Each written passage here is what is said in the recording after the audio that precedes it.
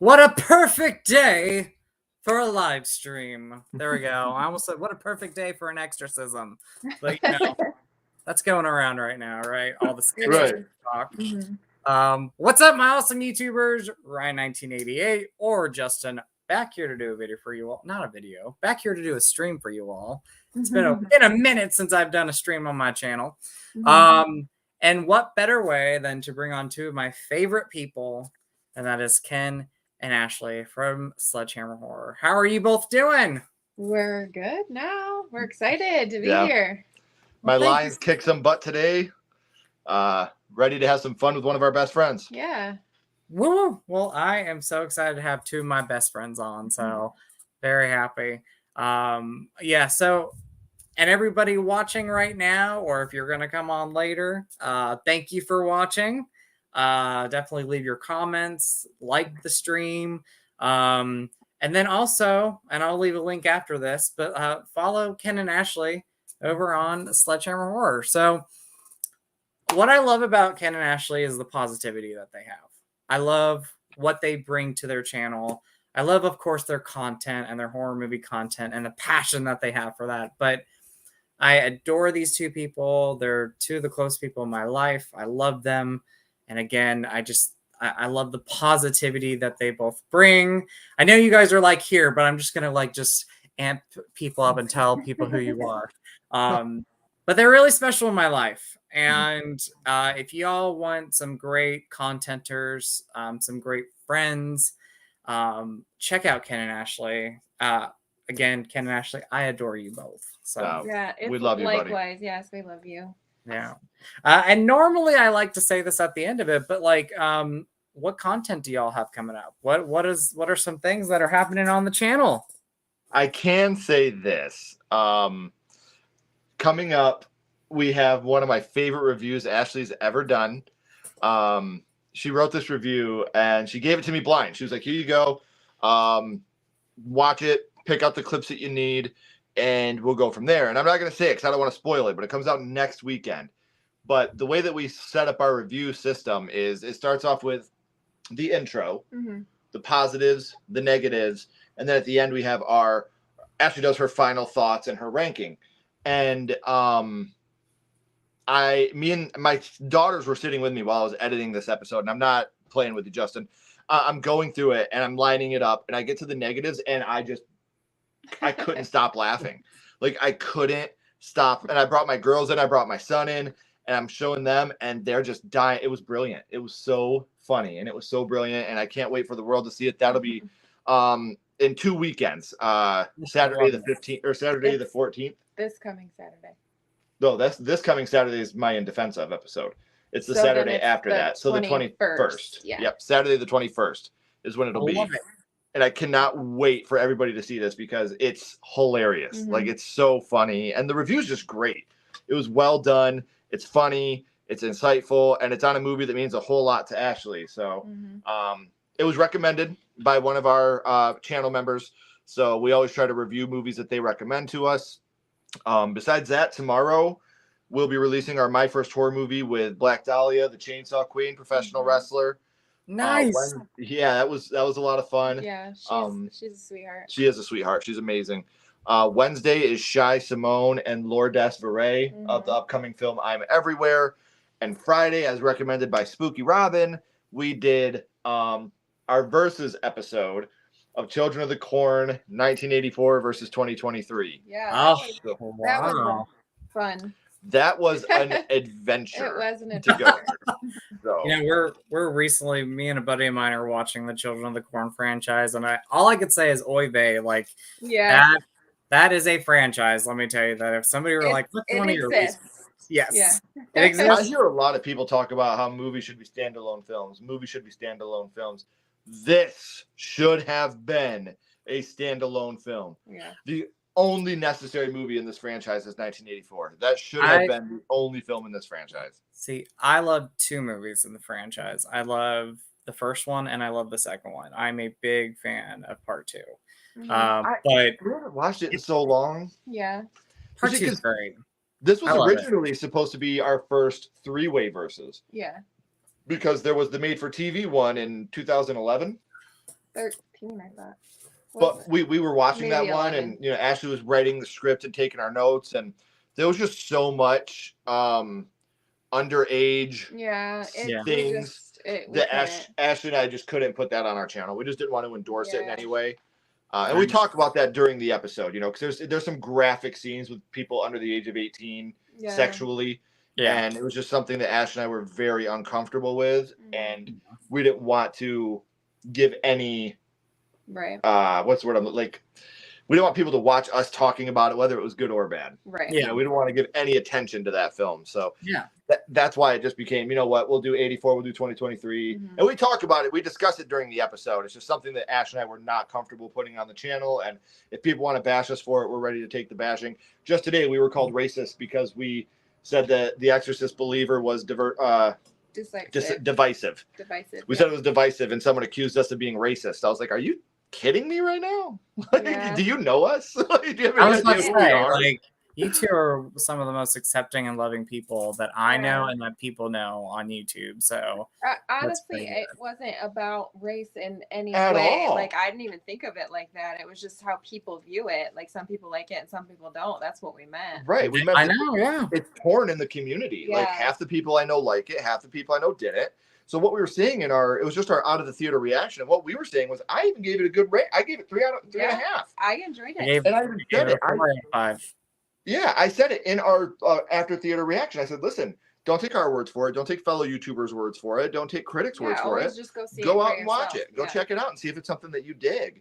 And then it was like, oh, wait, are you saying it's divisive because it's from the point of view of African Americans? I was like, oh, you don't know us. Yeah. Like, exactly. You want to talk shit about me, that's fine. Don't bring my wife into it. Well, you know what I mean? Like, neither one of us are like we that. know who we are. Yeah. But when you start accusing my wife of judging a movie because of an African American lead actor or actress, that's gonna piss me off because she's better than that. Yeah, don't do that. I never even looked at it like that. Like, I just looked at it as these amazing actors, and I thought the acting was. I don't care about the color. Acting was awesome. I don't care about that. Loved it. Yeah. Well, I will always have both your backs. So if anybody messes with you, I'll throw like rainbow Skittles at people and be like, that's what we want. Yes, we need that. Knock off of them. So, but I always look forward to your content. I love watching it. Y'all do an amazing job. If anybody is coming across the stream for the first time and they don't know about your channel, do you want to describe it a little bit for them? So I have My Baby on the channel, which is my first horror movie, where I bring guests on and we talk about the first horror movie they watched, how it affected them, what it means to them. And then Ashley writes a couple different segments. Yeah, so we do one called Didn't See That Coming, where we take a movie with a twist and we talk about how the twist affected us. And then we have a versus where we take an original versus a remake and talk about which one we like more. Well, really what we like from either, and then which one we enjoy more. And then I started a segment where I've just been reviewing movies. Mostly it's been like gateway horror so far. But I love, a lot of gateway horror. So it's been a lot of fun for me. Well, it actually worked out because we did it as subscribers to the channel would, give us movies for Ashley to review. Yeah. She's done Casper, Wishmaster, and then a surprise one that's coming out this month. And then next month, actually, one I'm very excited about, Little Monsters. Yeah. So, I love Little I know. These are all movies I was super excited about. So I was like, okay, sure. Yeah. Right. I love these movies. So whenever people give us the recommendation, Ashley's more than happy to review the movies for them. And we do another one that Justin was on recently called In Defense Of, where we defend a movie that is critically not very liked in the community. Yeah. And I'm having a blast doing that. And then we do one live a week, whether it's a top 10 or franchise ranking, just us hanging out, talking. We're going to be doing a new live too, called How I Would Have Ended It. And we're talking about movies with endings that we don't really like and how we would have changed the ending. And I think the first 3 movies we're going to do on our first live are going to be Nightmare on Elm Street, Psycho, and one that Ashley will have a lot to talk about that I won't have much to talk about, The Mist. I think those are going to be the 3 how we would have ended it. And obviously how we would have ended it is going to be different for each of us. Yeah. How I would have ended it in comparison to how Ashley would have ended it. against the regular film. So that's another one that was recommended to us by one of our subscribers, and I was like, I really, really love that idea. Yeah. So let's run with that. Let's have a good time. Mhm. I love it. Oh man, I'm so excited. Cannot wait to see all this. So very, very excited. Yeah. But yeah, so let's go through the comments real quick, and then I'm going to talk about what we're going to talk about tonight. All I'm right. very excited because I think this is an underrated franchise. Love or not love some of them, I think it is one of my favorite underrated slash. There's not a film in this franchise I dislike. I'm Yeah. going to say that Same right here. off the bat. Same here. I was going to say the same thing. So this is going to be an interesting ranking and conversation. It's going to be a fun conversation. So Yes. I cannot wait. Let's go through some of these comments. Nathan Mills says, hope you guys have a great live. Wish I could watch, but I got to watch my Cowboys. I understand. I have a feeling Nathan will be popping in and out, though. He's a real one.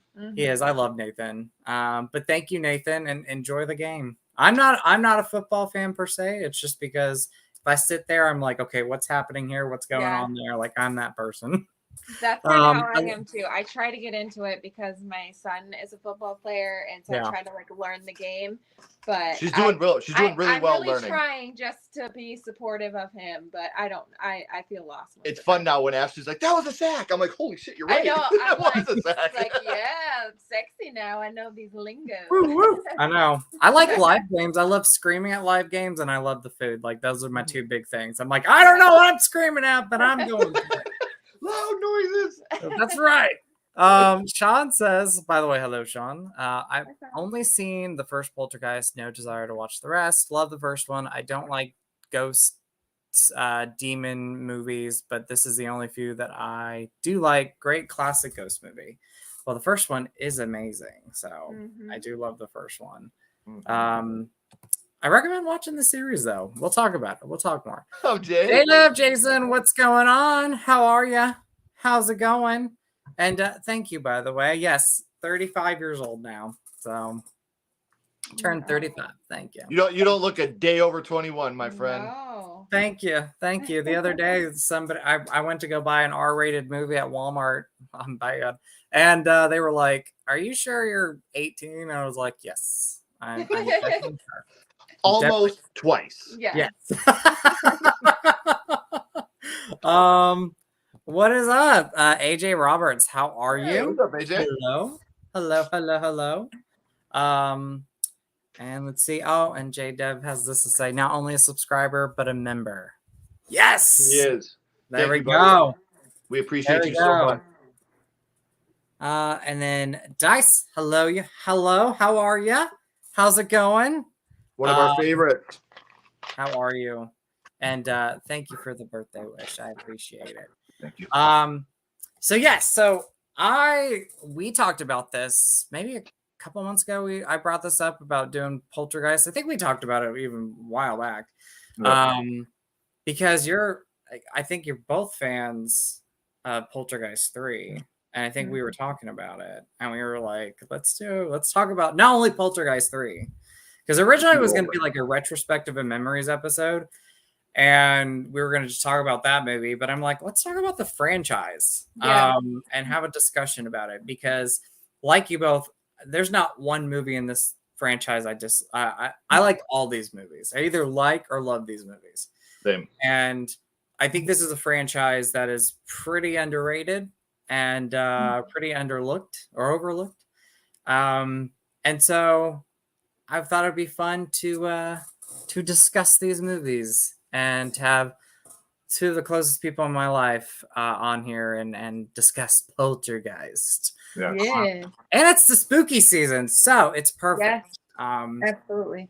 And if you've never seen the Poltergeist franchise, go watch them after this. So, but let's. I thought I would briefly go over like the timeline of these movies. You know, when they came out, and then we'll discuss our ranking of them. So, 1982 brought us the original Poltergeist, directed by the amazing Tobe Hooper and produced and just obviously really involved Steven Spielberg in this. I know some people like to argue and say that he directed the movie. I will still stand and say Tobe Hooper directed the movie. His name is on it, and when you watch the film, you see Toby Hooper in it, like the way he directed the movie, the way it looks. But we'll talk about that once we get to our ranking. But 1982 brought Poltergeist, surrounding the Freeling family, who one night on a stormy night, their youngest daughter, Carol Ann, goes missing, and you find out that she's somewhere in the house, in a dimension, in spiritual world, and they could speak through her through the television. And obviously there's that famous line, "They're here." So yeah, that is 1982's Poltergeist. 1985 brought Poltergeist to the other side, continuing on with the Freeling family. And this time, once again, Carol Ann and the family are being terrorized. And the other side, the other beings, are wanting to bring Carol Ann over so she can cross them over. And then this time we're introduced to Reverend Kane, one of the scariest characters in horror movie history. So, but Poltergeist 2. And then 1988, 35 years ago, Poltergeist 3. This time surrounding Carol Ann in Chicago, visiting or staying with her family, her aunt, uncle, and their daughter Donna, and takes place in a Chicago skyline building. And Reverend Kane is once again there to terrorize and to get Carol Ann to bring them to the other side. And lastly, in 2015, we got the reboot. Reboot, remake, whatever you want to call it, came out in 2015. And again, just a reboot of the original, but doing their own spin on some things. So we will talk about all of that. But yes, so who is ready to talk some Poltergeist? I am ready. Ashley go first. Yeah, ready to go. So Ashley, so we're ranking these, everybody, from our least favorite to our favorite. And like we said in the beginning of this, there's not a film that we don't like. We like or enjoy or love these movies. So Ashley, what is your number 4? That would be the remake. Like I said, I don't hate this movie. So I remember we went and seen it in the theater, and I feel like I didn't like it, and then I just kind of like forgot about it. Like I forgot this movie even existed until like a year or two ago when we rewatched it, and I was like, this isn't as bad as I remember it being. Like they do take a lot from the original, but they kind of make it their own. They make it more like up to date, date with the technology, stuff like that. I like how they renamed Carol Ann. She's Maddie now. They didn't, keep her as Carol Ann because there's only one Carol Ann. Some of the CGI doesn't look great, but there's like really good jump scenes. Like the clown is creepy. There's like a part where the squirrel like jumps out of the closet. That got me. When the dad's walking over to her in the corner, Maddie, it's me. Yes. And she turns around. When she doesn't she's have like the shadow Maddie. Yes. I love that. All of that. And just like I like the family dynamics, like the mom and dad, how they're super sarcastic, but you can tell that they're like infatuated with their kids. They love their children. That really reminds me of like us, like we have a lot of sarcasm and like we joke around with our kids, but we would do anything for them. Right. And just like you have the cynical teenager, like the oldest, she's kind of a brat, but then she kind of redeems herself. And you have the middle one, he's squeamish, and you're like, why would you put the most squeamish kid up in the attic? Right. And so he's like, I'm not sleeping up here, but because dad wants to toughen him up. I know. But he clearly had some PTSD from being like left in the mall by his mom like left him in the mall or something. He couldn't find her, but so he's super squeamish and he's up in the attic by himself. And even like the tree where it like pulls him through the house, that looks so good. Scene. Me too. So I have a lot of fun with it now. After rewatching it, I guess I don't really remember why I didn't like it the first time in the theater, but it's a good movie. I like it a lot. Yeah. Awesome. Yeah. Ken, What is your number 4? Same. But again, I like this movie, and what Ashley talked about, because we were watching the special features when we were doing our Versus episode. That's why we did the rewatch, and they were talking about how they deliberately casted against Heather O'Rourke. Yeah. They changed her name. Well, they she looked had for a girl with dark hair. Yeah. Heather O'Rourke is Carol Ann Forever. So this movie automatically gained points for me for honoring Heather O'Rourke and her memory. Yes. Every scene Ashley talked about, I think, is fantastic. Another scene I'd like to talk about is the drill. Yeah. Like when he reaches his hand in and the drill starts coming through that drywall. Like that scene is really well done. Like I said, I don't dislike this movie. And I don't think that I disliked it when we had seen it for the first time. I just think that it was almost forgettable, which, you know. I think we did forget about it. Yeah, it never crossed my mind. And then I was like, oh, yeah, that movie does exist. When we rewatched it, we were like, wow, there's not a lot of. Like, again, like some of the things that they did, I feel for this kind of like I feel about the Nightmare on Elm Street remake. The things that hold it back are the scenes where they tried to do from the original an update. Yeah. The only one that I don't feel that way about, like the clown didn't look as good in this movie as it did in the original. Right. I love the tree scene, like where it's dragging him all through the house instead of just out the window. Love that. Yeah. You know, there's a lot of scenes that they like tried to take from the original that they just took with CGI. Like in the original, you have the scene where you have all the stacked chairs, and in the remake, you have the stacked comic books, and they blow apart, and it doesn't look as well. It doesn't look as good to me. Yeah.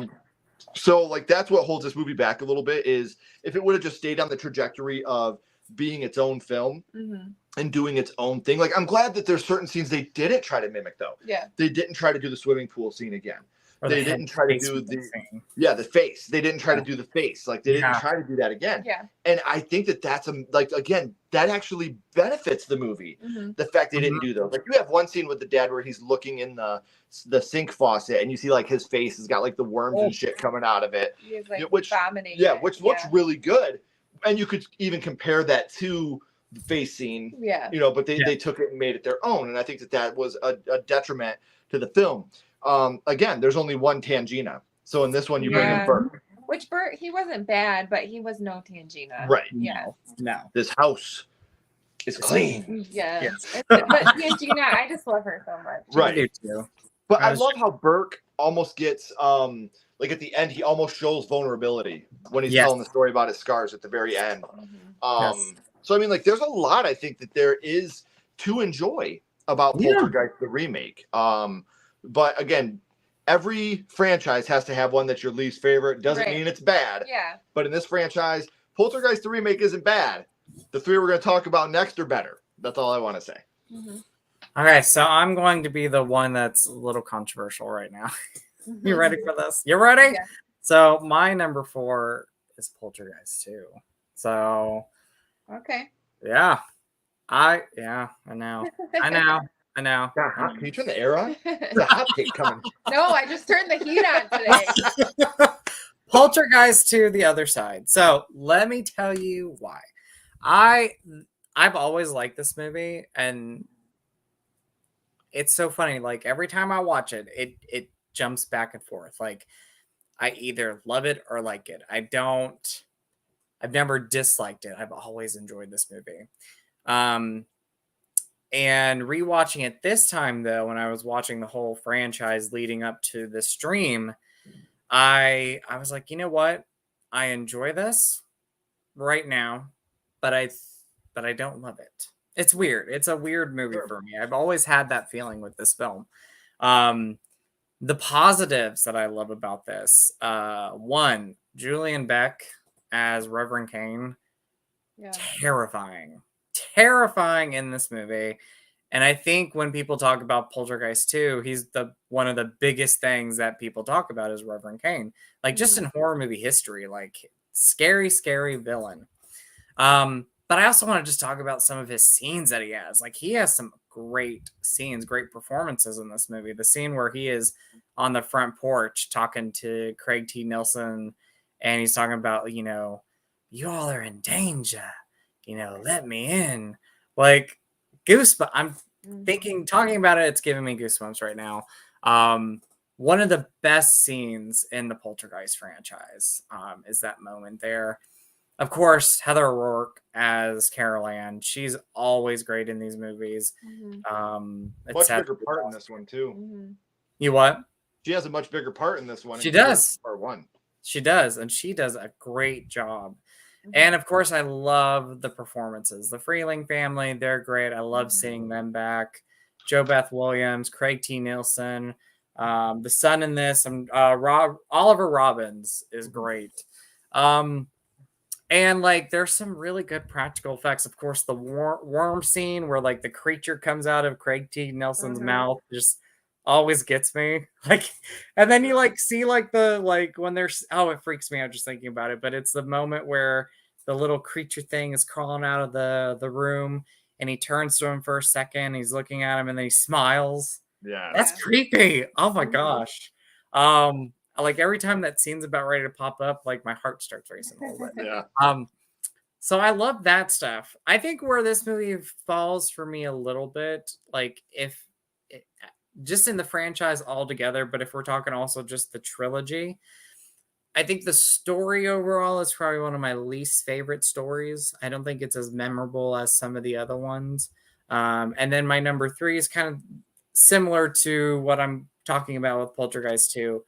And I find myself sometimes, and this isn't a bad thing, like I find myself a little, especially with this time watching it, the second act to be a little bit slow for me. And then it picks up again in the third act.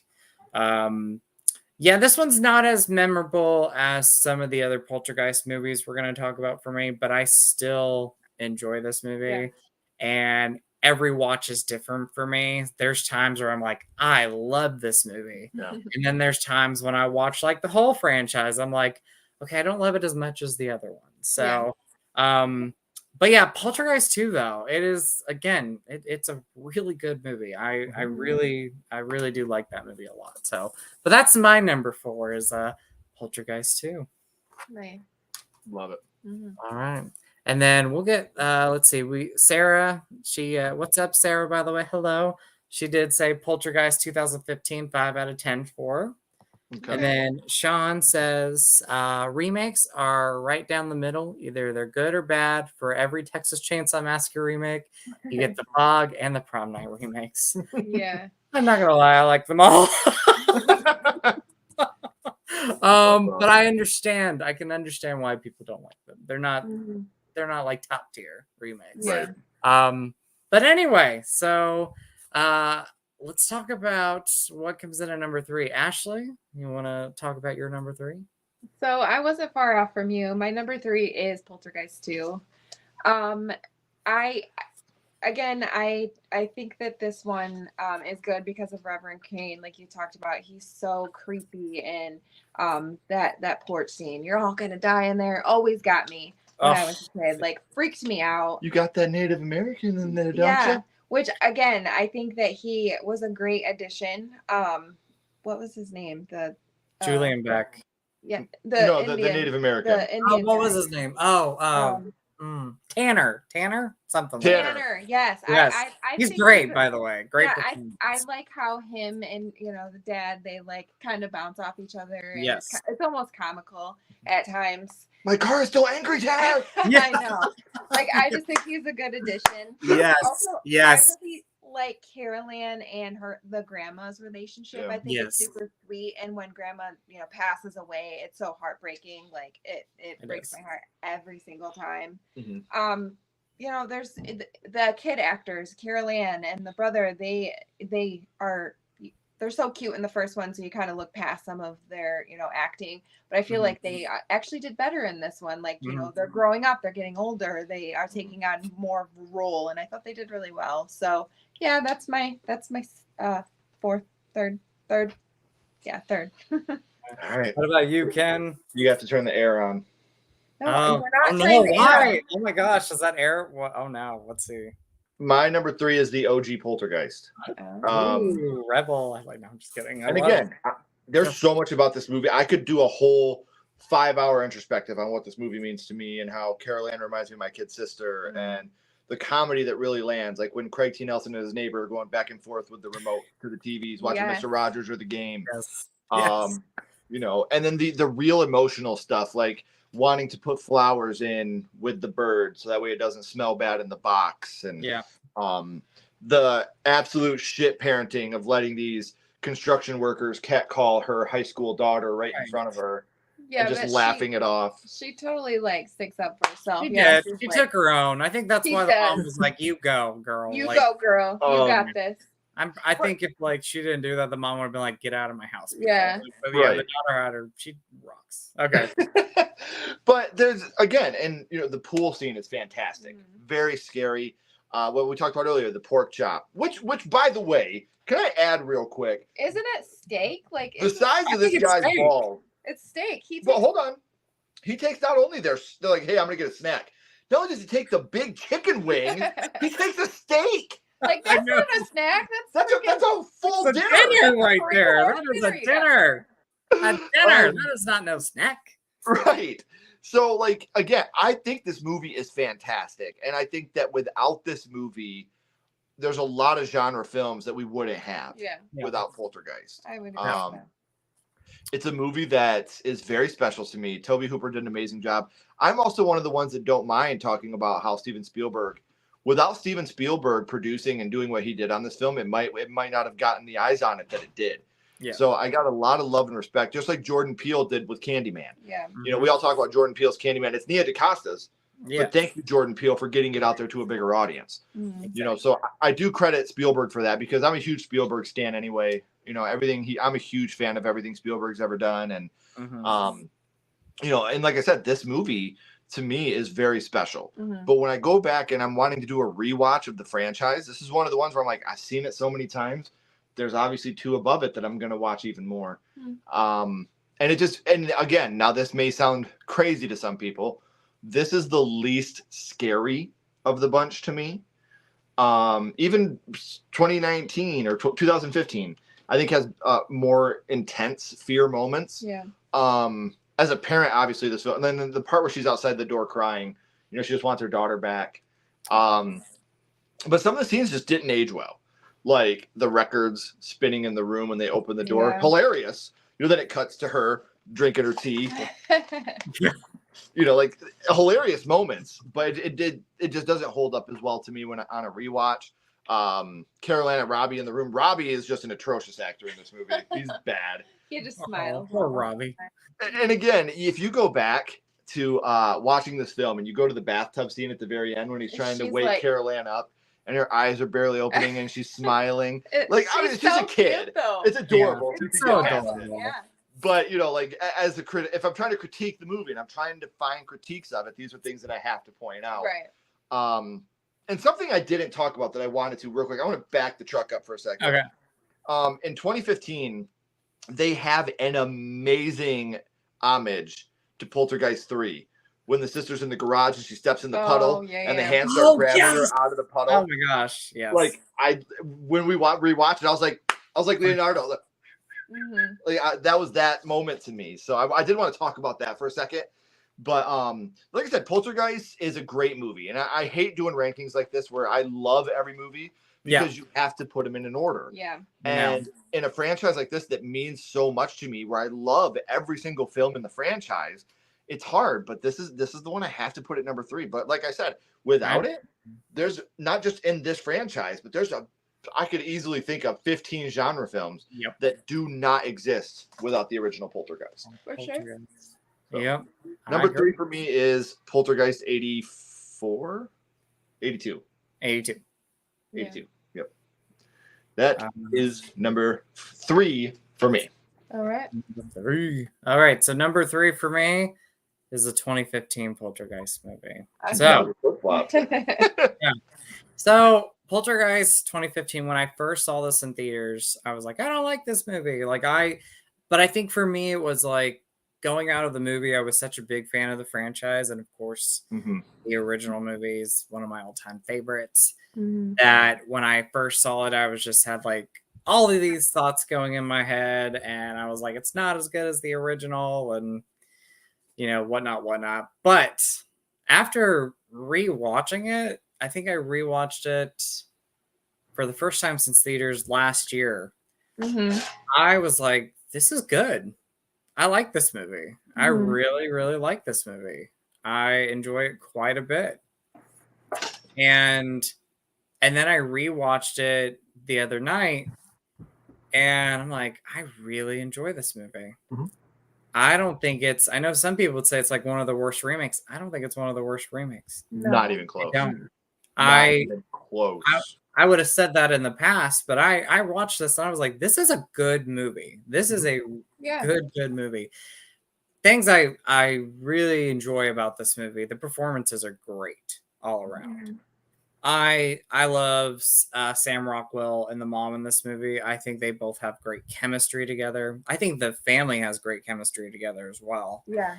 But performance-wise, great moments. There's a moment that almost brings tears to my eyes when I watch it, and it's the scene where they realize that Maddie is like somewhere in the house. She's in this other dimension. And the mom is like connecting through her daughter through the TV, and she's putting her hands on the TV. I get emotional thinking about that because that was a great moment in the movie. Just sweet moment. And then you have like this one line that the dad says, and he just says, "We just want our daughter back." And like emotional. I get emotional. I'm not a parent myself yet, but just emotional stuff right there. Like it's so sad. And you don't have to be a parent to have empathy. Exactly. You know what I mean? Like, I hate when people say that. You wouldn't know how it feels unless you're a parent. Shut the fuck. Yeah, Shut I up. mean, you love people. Yeah, you love people, and especially you. Like, you have a deep, tender, real love for human beings. Yeah. You don't have to be a parent to understand empathy and sadness and sorrow. And that's one thing that always. But like, I used it, like, as a dad when I watch these films. But that doesn't mean that you, who is not a father yet, doesn't know what I'm feeling. Right. I have some incredible nieces and nephews that, like, if anything ever Bingo. happens, There you go. Gets me. So performance wise, great. I think there's some great scares in this movie. We were talking about like the homage to Poltergeist 3, and she's like, her foot's stuck in the ground and they're like pulling her in. But there's that moment where, and it made me jump the other night when I watched it, when she turns around and she sees like that being ghostly skeleton thing, like looking at her. And I was like, oh, creepy. What other things I really enjoy about this movie? Like you said, you mentioned some great scenes. The drill in the wall, the ghostly Maddie, like up in the room, like when Sam Rockwell goes in there and he thinks it's Maddie, but it turns around and just like jumps at him. Very creepy. Like, again, I watched it the other night and I'm like, okay, I know what's happening. I know what's gonna happen. It's like, just be prepared. Like, it's not Maddie, run away. Right. Run away. The way, like, because you're so like already feeling sorrow because he's like, baby, it's me, daddy, and then when she does that turn and he does the, back flop, like, that's that. I love that moment. Yeah. Love that moment. And then I also love the relationship between the mother and the son in this movie. I think they have a great relationship too. And a moment that I think is great that is different from the original movie is the fact that the son at the end of the film decides he needs to go and rescue Maddie. Fear and go. If it wasn't for me, she wouldn't be in there. Oh, he blames himself. Yeah, he has to redeem himself. Perfect. A great moment. Great moment in the movie. And I love the way they discover it. They're all arguing and they're like, where'd he go? And they look on the tablet and they see him going. Like, what a fantastic. I wanted to talk about that too. What a fantastic moment, because I feel like, especially with me and my little sister, that's what I would have done. I would have been up there for my little sister. Like, okay, you guys are arguing. Yep, we don't have time for this. I'm going to save my little sister. Yeah. Exactly. Yes. And he was like, the acting from the kids in this movie are great too. Like, great acting. I think where the movie falls for me, it's similar to Poltergeist 2. I think they both kind of have like the same fault. Although I would say this one for me, when I watched it, I was a little bit more entertained with it. But I think the third act, like after Maddie is back, like they get Maddie back and everything. And then you have that moment where, you know, they think the house is clean, and then this just chaos starts happening again. I feel like that is rushed a little bit, and I wish they kind of would have like expanded it out a little bit more, maybe like develop it better. So like the third act for me in this movie and the third act in Poltergeist 2 have similar I have similar issues with those moments. But other than that, I really enjoy this remake now, and I think it's great. I think it's I solid. totally think the ending in itself is an homage to early 80s movies. Yeah. Yes. Like Friday the 13th, Carrie, like these movies where you have the violin swelling and you think everything's happy again, and then shit hits the fan. Yeah. You know, like that it's going down at that point. It is. So, yeah. And That's like what I love about that ending. I did too. And I want to tell you too, you guys brought up some great points and I forgot to mention it. I love the fact that like the little girl in this movie is not Carol Ann. Right. And they're not trying to repeat Heather O'Rourke at all. Like they're doing their own thing. And that's just a great tribute to the late Heather O'Rourke, because you can't capture what she did. No. And I like that when the studio came to them to do a Poltergeist remake, that was the first thing they said. Like, we're not going to have a Carol Ann in this film. Yeah. It's going to be a different character. We want the polar opposite of what Heather was, because Heather was Carol Ann. Heather is Carol Ann. So Heather is forever Carol Ann. That was in good taste. That was very good taste on their Yeah. part. Yes. Unlike another movie we're going to talk about here in a little bit, but that was very good taste on their part to say, you know what, this young lady lost her life filming this movie. She's going to be forever cemented as this young lady, and we're never going to take that away from her. Yeah. Exactly. That's a beautiful, as a human being, that moved this movie up a little bit for me, just because of the good taste Oh yeah. and the love they put towards Heather by saying, you know what, she's gone, but she's never forgotten, and we're never even going to try. We're not going to replace This is her. you, and we're gonna make something completely different to just to honor your life and tribute you. Yeah. Beautiful, so beautiful. So beautiful. I agree with that. We'll go through some of the comments real quick. Ashton, hello, how are you? What's up, Ash? Thank you for stopping by. I'm really bad at pronouncing names, so I apologize in advance. Fosse Cinemas, is that right? Fauci. Fauci. Yeah. What is it? Fauci. Okay. I apologize if I mispronounced it wrong, but hello. I see you in the comments on different What's up, streams. Matt? I appreciate you. What? His name's Matt. Oh, what's up, Matt? Again, I'm bad with names. I'm so sorry. But thank you for stopping in, Matt. Let's see. Gabriella, how are you? She says, hi, Justin. Hi, Sledgehammer Horror, Ken and family. And then Gabriella also says, seeing Poltergeist 2 and 3 in theaters was a real blast. Both fun experiences. Awesome. I'm jealous. Yeah. I know. That is so awesome. So awesome. Well, we are now going on to our second favorite in the Poltergeist franchise. But anyway, so Ashley, what is your second favorite in the Poltergeist franchise? My second favorite is the OG Poltergeist. Love it. Yeah. So again, I mean, it's where it all started. Carol Ann, she's super cute, and it creeped me out when she was like talking to the static when she was a kid. I also like the parents, the family dynamics in this, and how Diana is a complete badass. Like, no one is doing anything for her daughter, and she's just like, I'm gonna go into this closet and I'm gonna go and I'm gonna get my daughter. Tangina was gonna go in there, and she's like, she's not gonna come to you. She doesn't. I love how Tangina's like, you've never done this before. And Diane's like, neither have you. Yeah, she's You're like, right. Go ahead. I love that moment. I know. So good. Yeah. You're right. You go. Just the computer. Oh, you know what? You're right. You're Go right. ahead. Go ahead. But yeah, I mean, Oh, I forgot about that until you just said it. That's so Oh, funny. it cracks Like, me up every time. yeah, it's hilarious. You already talked about some of the CGI, like when the stuff is floating around the room, doesn't look the greatest. But it is funny how they're talking about like capturing. Is it a car in that one? Like the car movie? It's like you couldn't even notice by the naked eye. Yeah, he's like, you can notice. Yeah, this. you're gonna notice it. Yeah. Like that's hilarious too. and how they like fight with it. You know, the dad fights with their neighbors, and just the mom and dad's relationship, how they're like joking high and in bed laughing together. and getting in hot. Yeah. And then the kids come in and like, you know, mess it all up. And he's like, let's get you back to bed, champ. Like, I just love the family dynamics of the movie.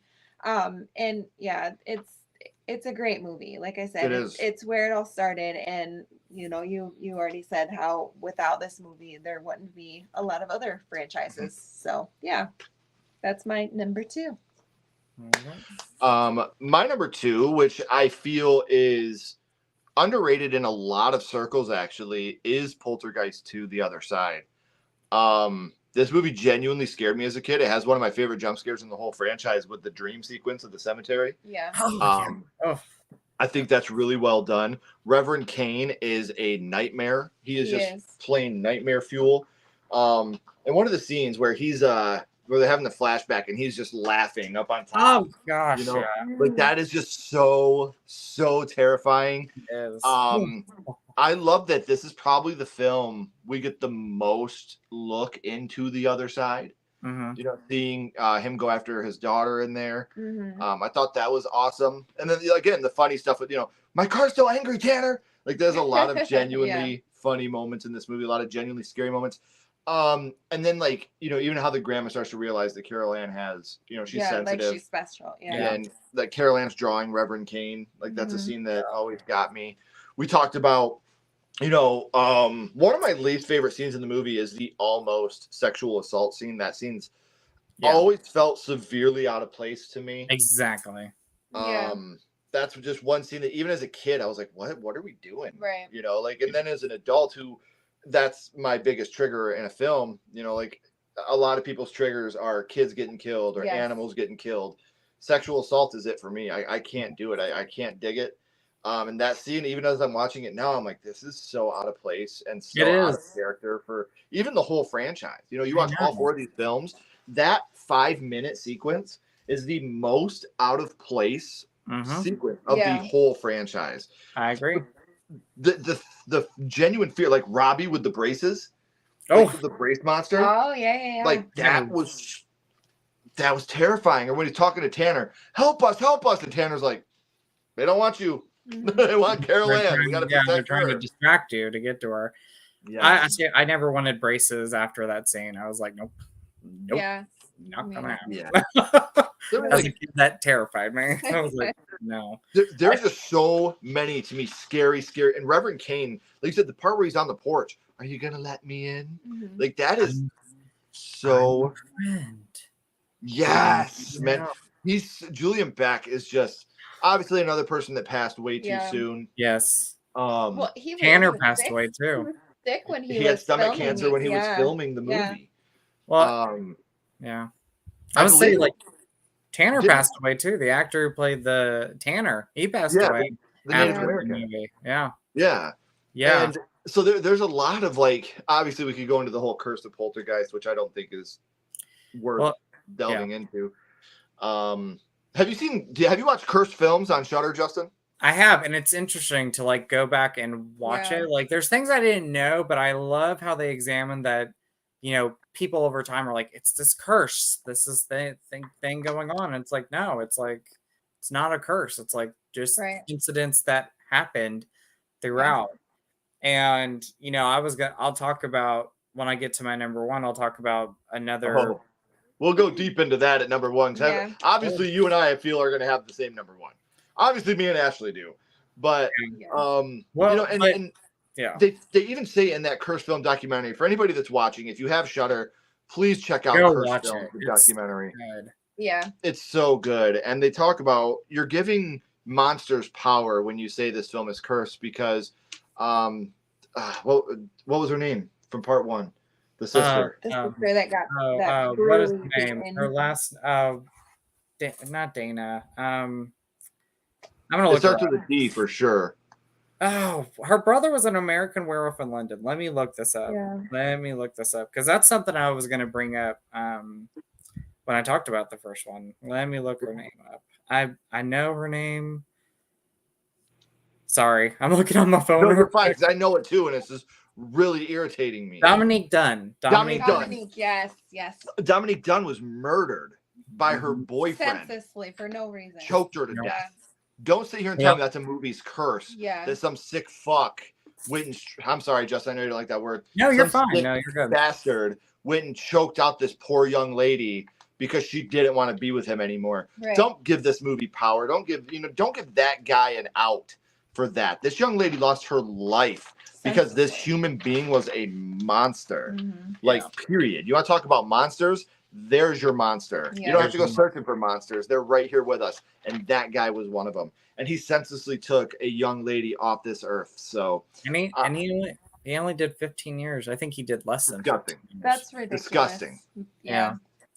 It's just, yeah, I was gonna bring that up when I talked about Poltergeist. It's sad, it's I love that series, first of all, because I love at the end of every episode they're like, is it a curse or it's not a curse? And a lot of the times when you go and you look at the history of the film or the franchise, it's like, it's not a curse. It's just like these incidents happened.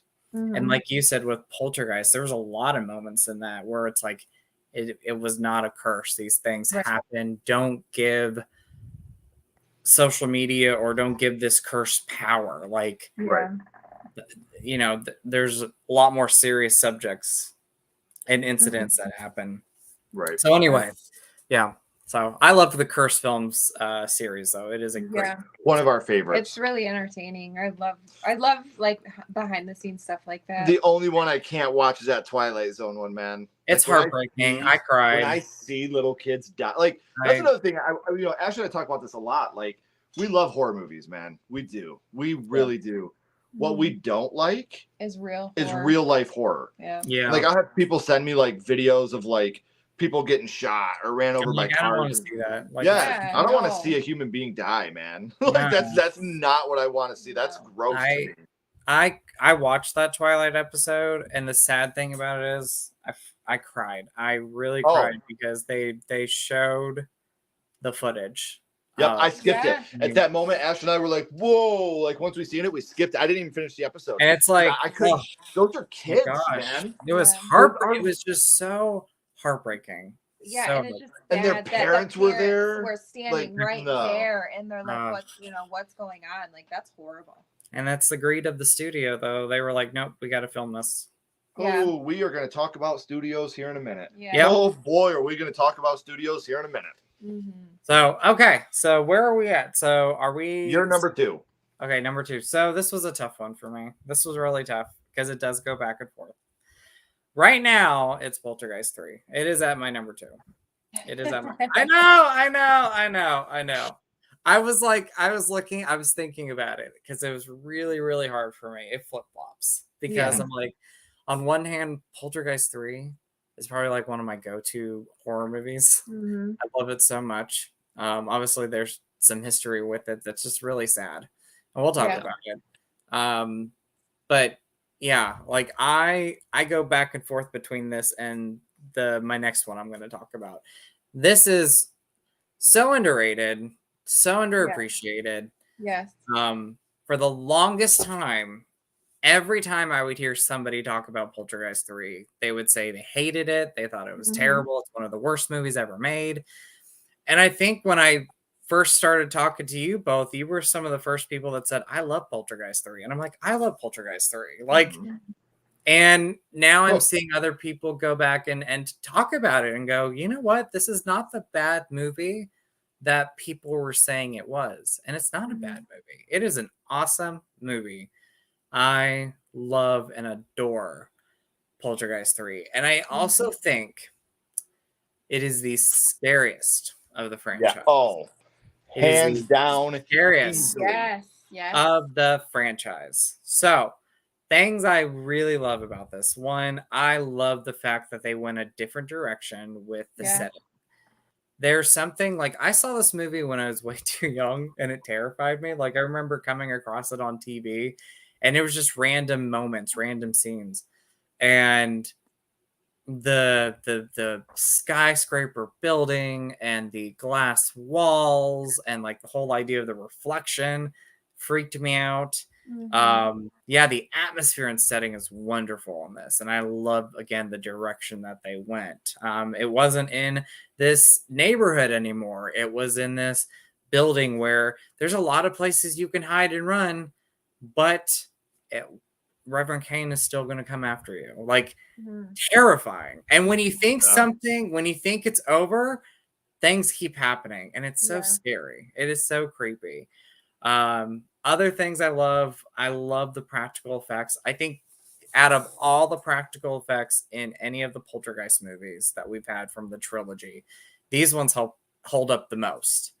And there's a lot of iconic moments, like the scene where Donna's boyfriend comes flying out of the pool, and like you see the ice covering the pool, and then you see him covered in ice.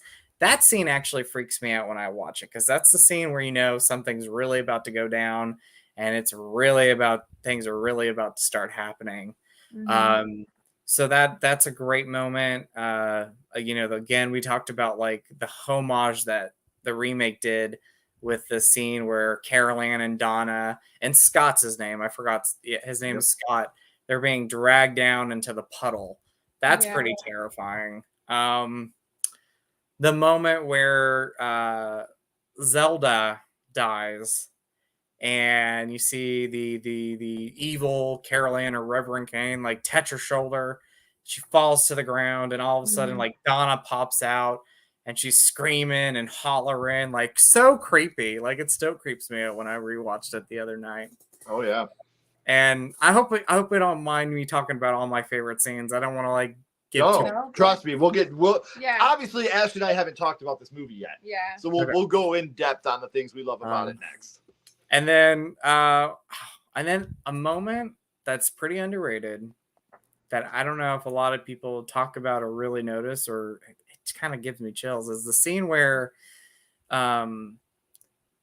so Donna, just like you think it's Donna, but it's not really Donna. And she pushes the teacher, the doctor, down the elevator draft. And you then see Scott come up, and they're laughing, and they're, you think there's this awkward, weird moment that's happening. You're like, what just happened? Like Donna just pushed this guy down. And they're looking at each other for a moment, giving each other a kiss, and then all of a sudden he just starts ripping her skin off. And I was like, oh my gosh. And the first time I ever saw it as a kid, I was like, what is happening here? Because it looks good. It looks great. It looks great. And then, they're walking down, and all of a sudden they start laughing, and you hear her say, and they thought I was her. Yeah. Gives me chills every time. And then they're still in the mirror, but they're gone. Yes, they're gone. I mean, it is so good. And performance-wise, I mean, amazing. I think they're amazing performances. Yeah. I think, it's heartbreaking. It is very heartbreaking to watch this movie knowing what Heather O'Rourke was going through.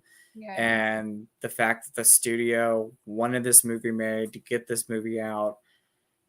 It's sad, and it's so heartbreaking, but I'll tell you this, she is still amazing in this movie, and she carries this film. Oh yeah. She's wonderful in it. She's got the moments where like she's touching the closet, the glass closet in her room, and all of a sudden it's like, we're back. Yes, I love that. Great moment. Heartbreaking, because we all know what happened to her. Right. And then of course they had to do that alternate ending where, the studio really wanted to push this movie out. And even the director has said, I haven't seen the movie since then. I don't want to talk about it. I want to move on. But Heather's amazing. I love her. I love Tom Skerritt and Nancy Allen as the aunt and uncle. Yeah. Trish is somebody where you're like, Aunt Trish, you either love her or you don't want to love her, because she has this like, at first it's like she has something against Carol Ann, and she's calling her a little brat, and little moments like this, but then she redeems herself at the end of the movie. Yeah. She says, I do love you. I do. You are my family. Yeah. You are my family. And then pretty underrated performances. You had a young Laura Flynn Boyle in this movie who played Donna, and she's great in this movie. And this is before Twin Peaks and before she became really big. Yeah, so she's great in it. And then Nathan Davis as Reverend Kane. I feel bad for him because I know a lot of people are like, he's no Julian Beck. Yeah. No one could be. No one could be.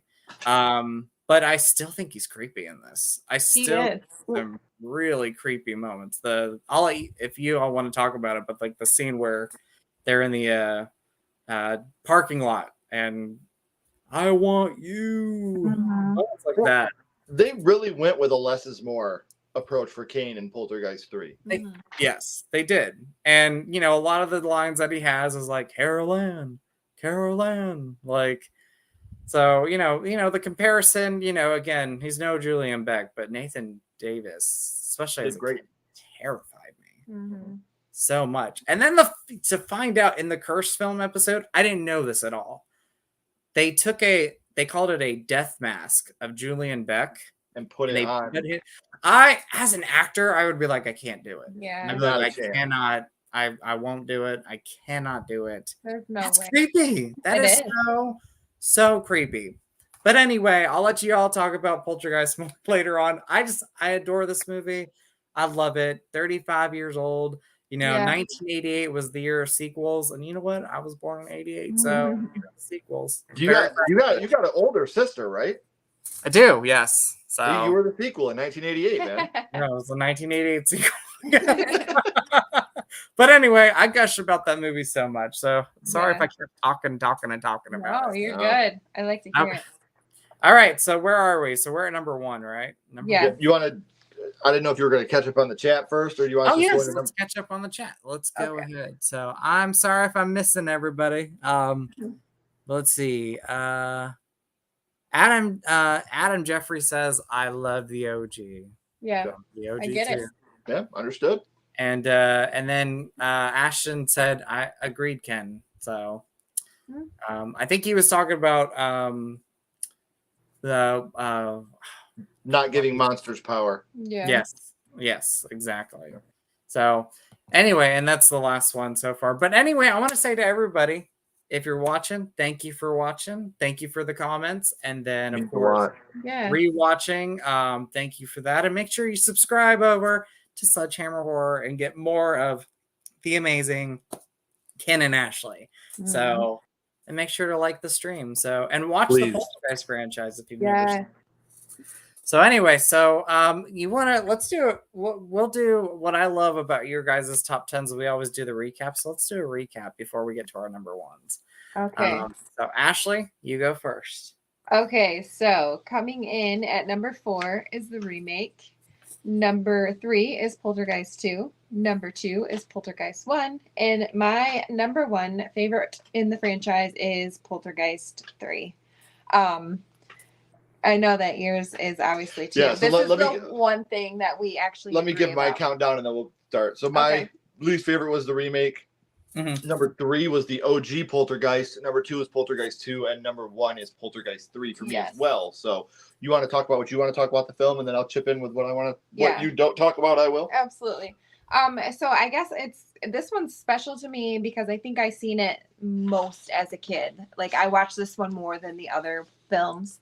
And I just, like you said, Justin, I love how they tried something different. You know, they took her from her family to go see this therapist, and you know, they're trying to say that it's like a psychological issue that, you know, she's not really seeing these things. Yeah. And I like how they took that approach, but I hate that therapist. Like, I think he is such a bad guy. Dr. Seaton. Yeah, I can't stand him. I really love what they do with the mirrors. It's how they like trick you, and even when they're walking out of, you know, like the apartment and all of the other doors are opening and you see, you know, Reverend Kane in the popping mirrors. out of the doors. So creepy. Yeah.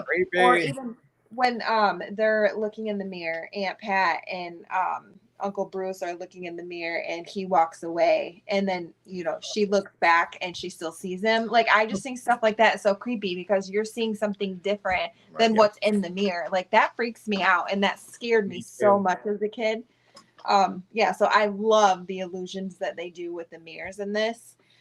Carol Ann, this is her third movie and she nailed it. She did so good. And like you said, there's a lot of, like her face is all puffy because she's on a bunch of steroids and she had this misdiagnosis. It's really sad what this little girl had to go through for this movie. And it's really sad that a little girl lost her life over a misdiagnosis.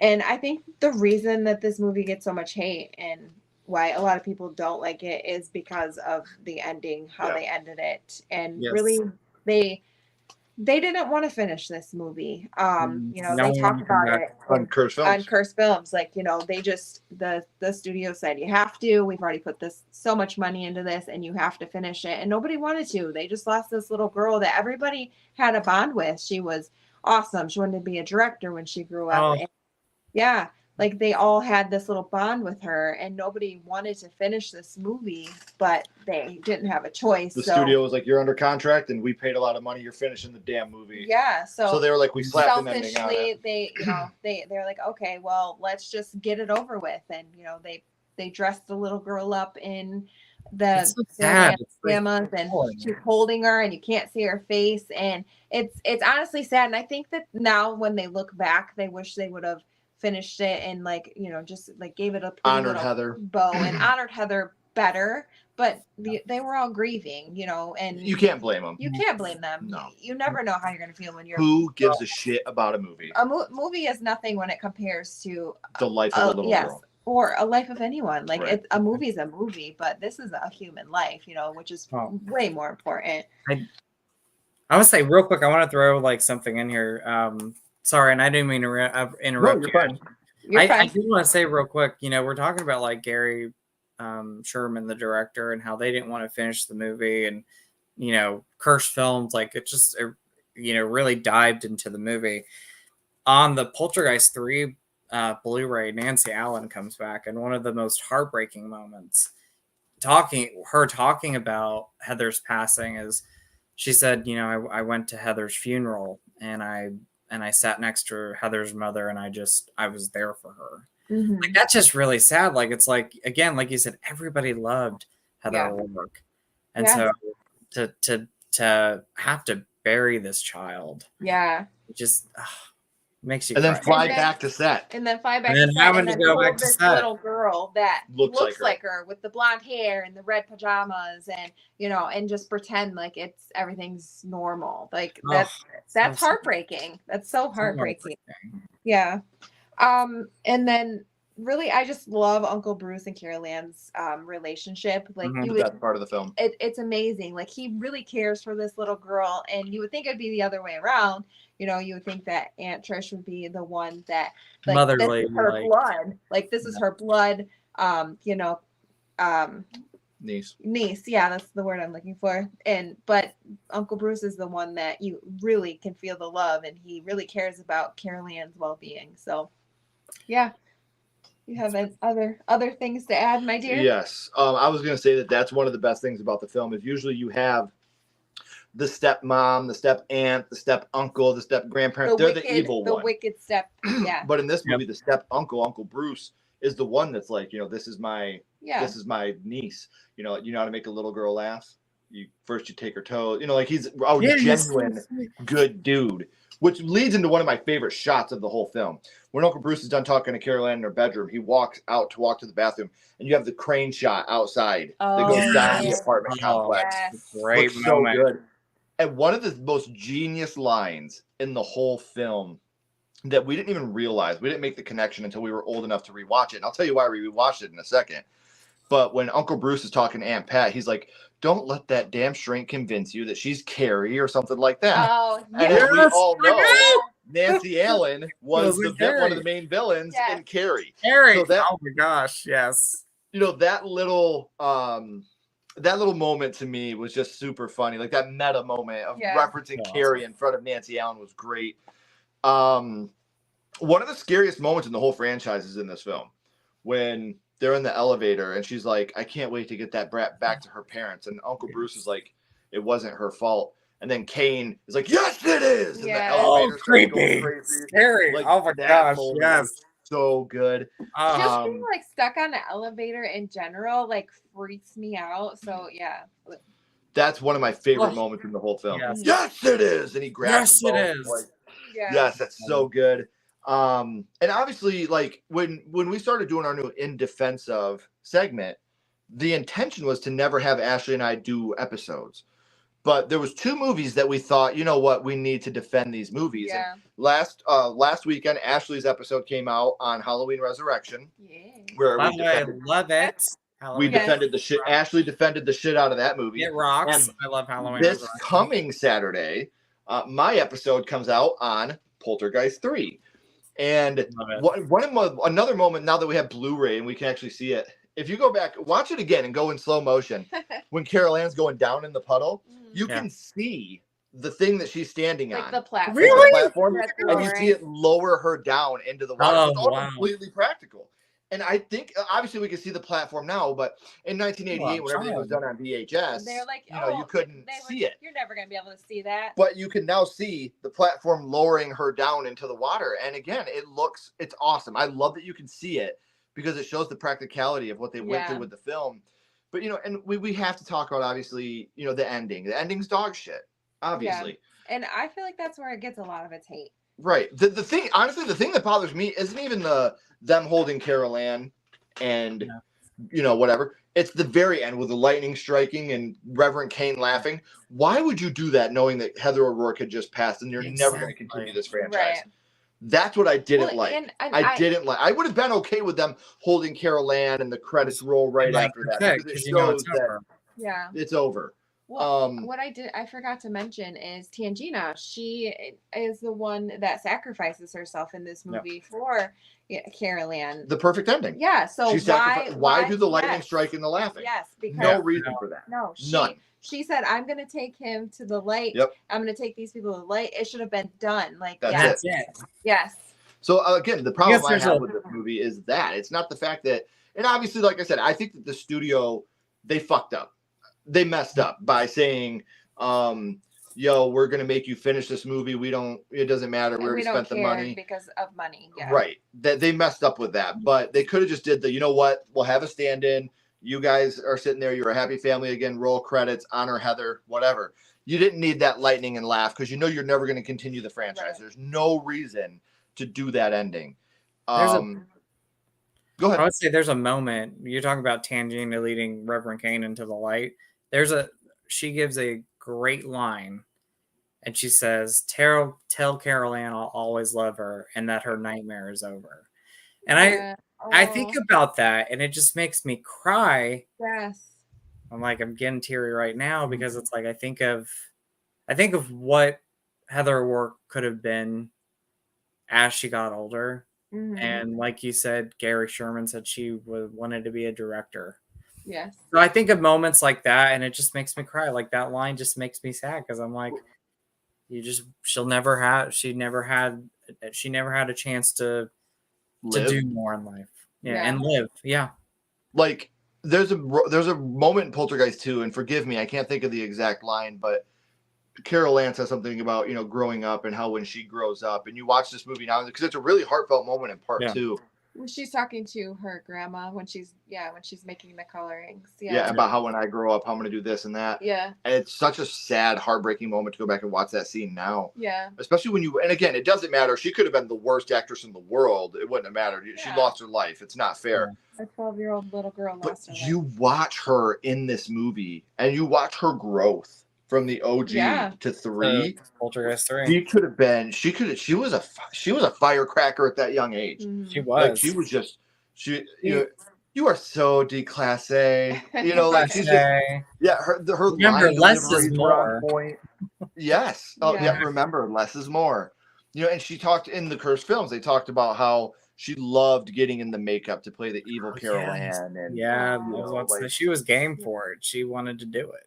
Makes Right. me so sad. you know, and nobody deserves, especially that young, you know, Right. to never know the feeling of, you know, being someone's partner and growing up, and if it was her choice to have kids or, you know, fall in love, like all these things that she never got to experience, but she lives on forever in these films. Like that's something that's amazing. Like That's- we honor her memory and we talk about her and we keep her Yeah. memory alive, and that's such a special thing that Yes. this young lady is forever immortalized as one of the most whether you want to admit it or not, one of the most influential characters in horror history. Mhm. Yeah. Any horror fan knows they're here. You know, like, so this young girl took the world by storm in the short 12 years she had. Yeah. She rocked our worlds, and she continues to do so. And Poltergeist 3 is one of the most underrated films. Mhm. Mm-hmm. Like the scares are genuine and good. And Scott they jumping still out. scary. Oh my gosh. And there's real moments of like real comedy moments. All right, guys, come out with your hands up and your pants down. Yeah. Yeah, and then they all start singing "Oh Donna" in the pool. Like, there's a lot of really good moments throughout this Some of film. the teenagers, like that is it's totally radical. No, Yeah, there's no. definite lines that should have stayed with the '80s. Yeah. Oh, But overall, this is one of my comfort films. Like, I one put of this mine on. too. Growing up, like I'm telling you, like if you met my kid sister, her name's Kendra. Funny enough, Yeah. she looked just like Heather growing up. She had the white blonde hair. She always wore those red footy pajamas. This movie was so special to my sister and I, and it still is. Like we still, you know, talk about when Tangina pushes Aunt Trish away. You know, and evil. Damn you! Yeah. Damn You you. Oh my How God. did you know that wasn't Carol Ann? How I'm did you know? surprised that you didn't. Yeah. You know, like there's so many lines that me and my Which sister is will like quote a to each slap other. in the face. Like Right, like- such a Beckett. Or like when she comes in, she's like, "Well, who do you want to believe? Tweedledum. Tweedledum or Or Tweedledummer?" Mm. You know, like there's Love so it. many great moments in this There's- film. That, again, like this franchise, I could do a 6-hour, you know, retrospective on how amazing even the This first franchise the first is. Yes, like in the Three's 80s, awesome. like these movies just came on the scene and just bam, punched you in the face. And I'm really glad that the franchise laid dormant for so long. And I'm glad that when they came back with the remake, I actually think it's more of a reboot than a remake. Yeah. That they definitely did the right things by it. But yeah. So I mean, I could go on and on and on about Poltergeist 3, my friend. So why don't we talk about your number one? Well, I would say there's a few things about Poltergeist 3 I do want to talk about. We'll get to my number one just a moment, but like Poltergeist 3, I think so when this was years ago, this might have been like 10 years ago. I looked up on Google because I wanted to know what happened to Scott. Like Scott, the boyfriend, after the movie ends, is still on the other side. Poor Scott. He is. Yeah. Poor Totally Scott. Poor Scott. I guess, well, in the original ending, like if you go watch the Scream Factory Blu-ray, the alternate ending, they play it, but there's no audio. Scott does come back. But it's like when they were doing the reshoot, it's like obviously everybody just did not want to be there. And it's like poor Scott. They forgot about poor Scott. Poor Scott's still on the other side 35 years later going, help me. Yeah. He's over there like, Tangina? Tangina, help me. Donna? There are moments though, like we talk about practical effects. This has the best ones, and like I love the fact, like when Nancy Allen's doing her interview, she's talking about how, you know, today they would use CGI, but like back when, like you would see the reflection of, like you would have like say like Tom Skerritt and Nancy Allen on one side, and then you would see their reflection in the wall in those glass mirrors. It was actually stunt doubles. Oh, Did you know this? I did not.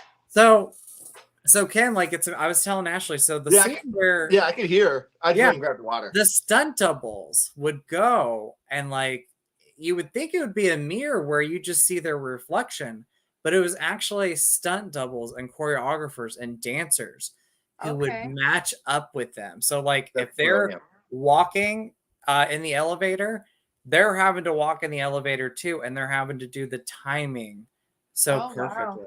That's amazing. So- That's genius. Yeah. But again, you wouldn't do that today. Today, You that wouldn't would be do that completely today. masked with CGI. Yeah, it would. And like the best thing about this movie is that skyscraper. And I tell you what, another scene that just it's cringeworthy for me because I'm afraid of heights is Mhm. when Tom Skerritt and Nancy Allen are on that beam and they have to go down. And they're doing like they had to go and do that. Like as an actor and actress, you're on that beam Yeah. having to do all. Oh gosh, like it creeps me out just thinking about it. Heights. Freak me out, and I can't imagine having to be on top of this like huge skyscraper, having to do all of that, and then having to do reshoots. Like you have to go and do that several times. Like Oh yeah, terrifying. So Yeah. anyway, Poltergeist 3 is amazing. I can talk on and on and on about it. Yeah. I mean, Um, that's one thing that we actually like agreed on. Like when I told him that was my favorite, and he was actually surprised because so many people don't hated it. like I'm with it. you, Justin. Like growing up, everybody talked shit on Poltergeist 3, and I was even as a kid, I was like, you guys just gotta give it a chance, man. Like that was my enema of the state. Like all my punk rock friends were like, this is the worst Blink-182 CD ever. Like, no, man, the singles aren't the best, but dude, the record is great. You know, like that was me with Poltergeist 3 too. Yeah. Oh my gosh, yeah.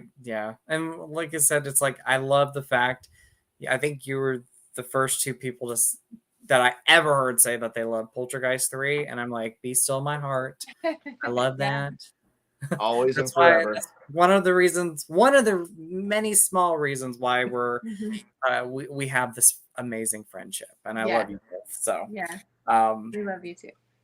but recapping mine, I think my controversial pick was putting Poltergeist 2 at number 4. But I still really like it. And like I said, it always jumps back and forth for me. Yeah. Coming in at number 3 was the original, or not the original, but the remake of Poltergeist. And then my second favorite, and it jumps back and forth between number 1 and number 2, Poltergeist 3. Love it. Yeah. So my number 1, and I think for me, this is just so nostalgic. And as a kid, I loved it. Yeah. But as an adult, it's just one of my favorite movies of all time. Like I just really love Poltergeist. So one of the things, and I talked about in the beginning of this stream, is Tobe Hooper doesn't get enough credit for this movie.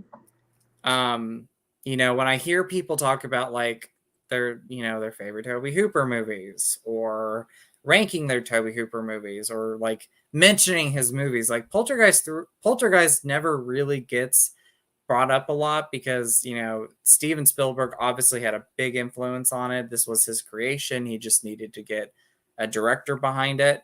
But, you know, I always would hear people say, oh, you know, would you call it a Tobe Hooper movie? Because technically it's Steven Spielberg. I'm like, it is a Tobe Hooper movie. Will always be a Tobe Hooper movie. And you see his influence in this movie. Yeah. Like the scene where what is it? What's the mom's name? Jo Beth Williams. I'm drawing a blank on the character's name, but she's going upstairs to try to rescue Robbie and Carol Ann at the end of the movie, and you see that hallway scene. And as she's running, the hallway is getting longer and longer and longer. I always said that was a Tobe Hooper like idea. Oh, 100%.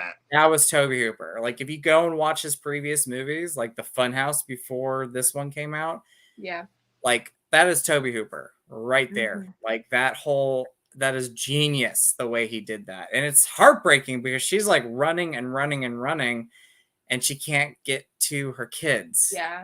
But yeah, amazing direction by Tobe Hooper. I love Tobe. Miss him so much. Love the cast. I think they're wonderful. I think they all do such a great job. Like you said, you know, I love the parents in this movie. I love they're smoking weed in bed, and like, you know, they're just having a chill evening before the next day starts, and all of a sudden Robbie comes in and they're like, oh, hi honey, let's put you back to bed. Shit. Love the cast. Obviously, you know, Heather O'Rourke, it's hard to watch these movies and know that she's no longer with us. Dominique Dunn as the older Freeling sibling. You know, when I was a kid, obviously I didn't know too much about the history of these movies. So when I would see Poltergeist 2, I'm like, where is the older daughter? Yeah. Like, they don't really explain like that she's off at college or anything. Maybe just out of respect for Dominique Dunn, they just didn't want to go there. But you know, obviously there's that sad and horrific history with Dominique Dunn and the passing of her, and it just breaks my heart. It's gross. It is gross. It's so gross. But I love this movie. I think it truly does terrify me every time I watch it. And it's not even like the you know, the facing the face ripping scene or the bugs coming out of the meat. It's the moments where like when Freeling, I'm Joe Beth Williams' character, she's talking to Carol Ann through the TV, and all of a sudden she's gone, and she hears Carol Ann like running in the house, and this thing chasing her, and she says, "You bastard! She's just a baby." Just a baby. And that scene just gets me all the time because it's like that is a performance right there. Like I love that moment, and you know, as a parent, as somebody who just adores people and loves people, and it's heartbreaking when you can't protect your kids, right? Like, you know, and protect people.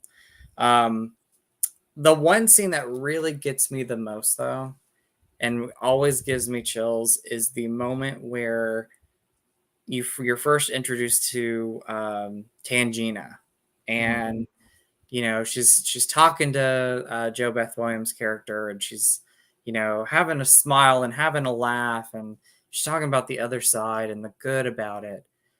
And then all of a sudden she's like, and hang on to something.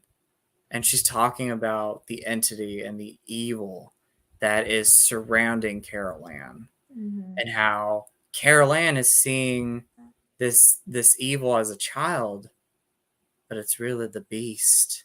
And it freaks me out every time, and I get goosebumps. Getting goosebumps just thinking about it right now, talking about it. Because the idea of like, again, your child is trapped somewhere and you can't protect them, and knowing there's this thing that is surrounding them, and all you want to do is stop that thing and grab your child and protect them is just sad. It's a sad moment.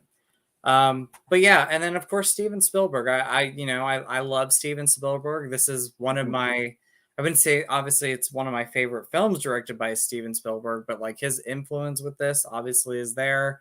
I love Steven Spielberg. I think you had two geniuses come together on one film and make something incredible. And I will always cherish Poltergeist. So Well, I mean, you got this, you got Jaws, you got Jurassic Park. Like the movies that he contributed to the horror genre, Spielberg, is just amazing films that he contributed to the horror genre. Yeah. I mean, Close Encounter of the Third Kind, that there's a moment in that movie that gets me, and it's the moment where and then that's sci-fi, but like there's a horror movie aspects in that, but it's the mom when her little boy is being abducted, and the aliens are outside, and she's just like, "Leave us alone." Like Spielberg's genius. Like he knows how to incorporate different genres in his movies. So, anyway, but that is my number one. So Awesome. I hope everybody enjoyed us talking about Poltergeist. I had a blast. And Ken and Ashley, I thank you for coming on, and I hope you had so much fun. Oh, it was an honor to be here with you. Yeah, this was so much fun. Well, I appreciate you both. I love you both, and I'm just so grateful. And I say it all the time, but I am grateful for our friendship. So this is an amazing. If there's one thing that Ashley and I have learned the older we got, the people you love, you need to tell them you love them, because you never know when you won't be able to. Absolutely. So we will never ever get sick of hearing "I love yous" from anybody. Ever. Well, I love you both. So we love you too. Thank you. So, so spooky season, everybody. Yeah. Watch some Poltergeist. The best Have a time marathon. of the year. Yes, Best yes. time. I was gonna ask you, have you all have? They're playing Hocus Pocus in theaters right now for its 30th anniversary release. Not Are you around all- us. No, and there. No. Oh No. my gosh! I went to the- know. But see, we live in a town like that does horror. We were literally the only two people in the theater watching The Exorcist Believer. We I was were. the only one in the theater watching The Exorcist today. Yeah. I was the Yeah. only person. I was like, this is awesome, but it makes me sad at the same time. Right. I walked in with my Exorcist T-shirt and like Us too. Us too. Yeah. I walked in. I was like, "Can I have a ticket for The Exorcist?" And I was like, "They're probably like thinking, oh my gosh, like somebody's actually going to go to the theater and watch this." Just because like where I live, I wouldn't call it's like Bible Belt town, but it's not like I'm probably like one of the rare people besides my friend Lewis where I'm like walking around in a horror movie T-shirt, having an Exorcist T-shirt on. Here's So- That's kind of how it is here too. Like, really funny story. You guys home today? The message we got. oh, okay. So This is 100% true. it's homecoming. Our town is homecoming is coming up on Friday, and one of the teachers, she was like, I'm helping the 10th graders with their float, and they chose Friday the 13th as like, you know, their theme. Wow. And I know nothing about it. Please help me. And so I sent her all this stuff to like help with this float. And I was like, if you need my help, like I have stuff for you. Like I'm about to go and help with this, you know, the 10th graders float. And my son's in 10th grade, but he isn't. He's like the football player. Yeah, he's not a horror fan. He doesn't really I care. don't know if he's not a horror fan. He like saw stuff like that, but he's not really. Like, He's not super into deep in it like slasher, us. yeah. But like, I just thought it was really cool that in our town they messaged my wife like, "Hey, we know you guys are the horror aficionados like- around here. She's like, I know We that's need your help." your expertise, and I was like, oh, I got some good ideas for you. Like, if you need my help, I'll be right there. The two things that Ashley and I are known for in our town is one being the horror people, and two being Kenny Sledge's parents. Yeah, Because our Well, son's kind of a big deal. yeah, he's a big football player. I mean, we just like our family. It's very important, and just being mom and dad is like our number one. And yeah, so we're always Everybody rain or knows us. shine, we're gonna be there for them. Everybody knows this is Kenny's parents. Yeah, You know, I'll be in the store somewhere, Kenny's dad, yeah, or Sledgehammer Horror. Like those are the two things we hear all the time when we're out in public. yeah. And it's funny, like when he's playing, like when he's doing wrestling or doing his football thing, they're always like Sledgehammer. I love it. Yeah, But it's cool because we live in a town too where like people want to talk to us because we're, you know, Sledgehammer Horror. But they also know like if we're out at a wrestling meet or a football game, like we're there to be parents. Yeah. Like I don't want to be rude, but you know, like I'll I'm talk trying to to you. watch my. But just I really want to watch my son. Like if you could come talk to me at the end of the game or halftime, I'll talk to you about whatever. Even if you want to talk about Pokemon Go, I don't care. Like I'll talk to you about whatever you want to talk about. But just please wait until my son's not playing because this is I don't get, you know, with all the work we do with Sledgehammer Horror, like that's why we don't do anything on Fridays or Thursdays at the moment because or Thursdays during the day at the moment because our daughters have dance. We got dance on Thursdays. We have football right now. Football on Fridays. Soon we're gonna have football and wrestling and dance, and we got a lot to juggle. And October, as you know, as a horror creator, is hell. We've been very busy this month. Well, I would say around here it's like people know me because of one, I used to work at Family Video, but now where I work, you know, people know me from there and they're like, you're such a sweet, lovable person. Like that's one of the things that people know about me is like how kind I am and how sweet I am. And sometimes it amazes people that I'm a horror movie fan. They're like, I just don't see it sometimes with you. And they're like, but tell us your expertise on it because I want to know or just movies in general. They think you have to be like this weirdo to like horror. Like you got to be like this like evil person inside or something. I don't know. Like I just picture when they ask Justin, like, what's your expertise on it? He looks like Jim Carrey and Ace Ventura, like. yeah. Hey, I mean, I'm the movie person. They're like, it's so funny. You know, people will talk. They're like, every time we're on Facebook, all you're doing is watching a movie. They're like, that's all you post. I'm like, I know, I'm just a movie fanatic. I love it so much.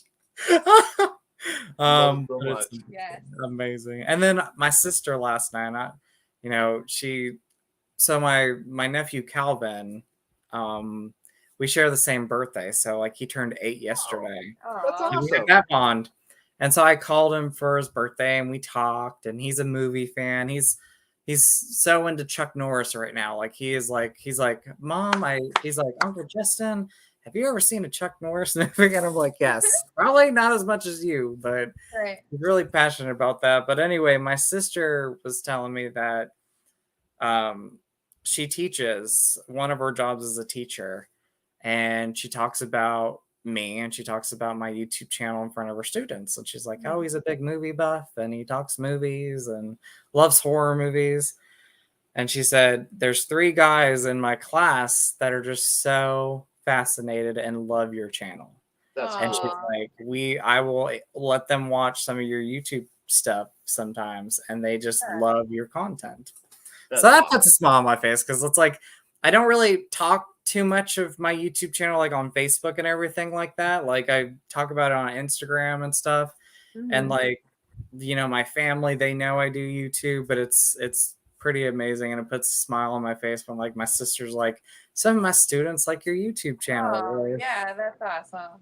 Or Calvin, like is so Calvin is my 8-year-old nephew. He is into YouTube and he watches YouTube and watches my channel, and Lindsay's like, he's so fascinated with, you know, YouTube subscribers, and he wants to know how many subscribers people have. And he's like, Uncle Justin, you have a lot of subscribers. And he's like, my dad's on YouTube and he only has 2 people. Like he's just amazing. He's an amazing kid. Oh my gosh, Yeah, kids That's are awesome. great, man. I love kids. It's cool when your family can look up to you for a positive reason like that. Yeah, you know? for sure. It's awesome. Yeah. But I want to let Cody's here, by the way. And what's up, There he Cody? is. There he Hey, is. Cody. Don't forget What's up, Loki? to roundhouse kick that button. Yes. Yeah. Love you, Well, buddy. Cody, Thanks it's for great you stopping in. popped in. I appreciate it. And I want to say I appreciate everybody here for watching and commenting. And if you're going to watch the playback, I hope you enjoy it and love our countdown and our love and talk and discussion of the Poltergeist franchise. And to Ken and Ashley, thank you once again for taking part in this. I always look Oh, forward yeah. to you know, collaborating with you all and talking with you all. It was Yeah. seriously an honor for us to Yes, be here. this is our Yeah. pleasure. Well, thank you. And I love texting you all. So we try to text like at least, you know, daily if we can. So Yes. it's pretty awesome. So Mhm. anyway, everybody go subscribe to Ken and Ashley's channel, Sledgehammer Horror. Amazing content, stuff to look forward to. And stay tuned for more content on my channel, because October, I just put up my Exorcist Believer review, and I said I love it, and I ain't gonna take that back because I do love that movie. no That's take, why. no that's take back. Yeah, that's why. That's why people need to go see movies for themselves. Yeah. not take Exactly. Other people's words. You can't Exactly. like, you know, you're your own person. Well, and we didn't watch any reviews of. Yeah, I've Exorcist. only watched very little reviews. so I just heard like a lot of negativity about it, and I was Yeah. like, it really like put me in this like, I was like, I'm not gonna like this Expectations movie. were I was super My low. expectations were so low for this movie, and I I was went the into same it way. and I was like, I don't get it. I don't get it. I don't either. I was And the like same way. after we seen it, I went and watched, you know, some of our friends' reviews on it and stuff. And like I see some of their points. Yeah. But I'm a fan. I would go like I'm when we're too. talking David Gordon Green stuff, I would go from least favorite to favorite. When in the newer shit, I would go Kills, Ends, Believer, 2018. Believer is my favorite from David Gordon Green's horror movies. Oh, see, Okay. and That was that's why we need to watch things for ourselves. Absolutely. Exactly. I think we're gonna go. Me and a buddy are going to the drive-in next weekend. They're playing Friday the 13th Part 6, Nice. and they're playing afterwards Exorcist Believer, and I cannot wait to rewatch it. So, Oh yeah, Nice. wow. That'll be But- fun. what a double feature! I know. I know, right? Old school meets something new. So Yeah, I like it. I like it a lot. But everybody, have a great October. Have a great Halloween season. But I think everybody can agree that, like, just because it's Halloween season, like Halloween is all year round for us, and we Yep. love everything spooky. So, Yes, Um, we do. but much love to you all. Remember to always be yourself, because you are amazing and you are beautiful. Mhm. And we'll talk to you later. Bye, everybody. Bye, guys. Bye. Let's see. And stream. I'll tell you what.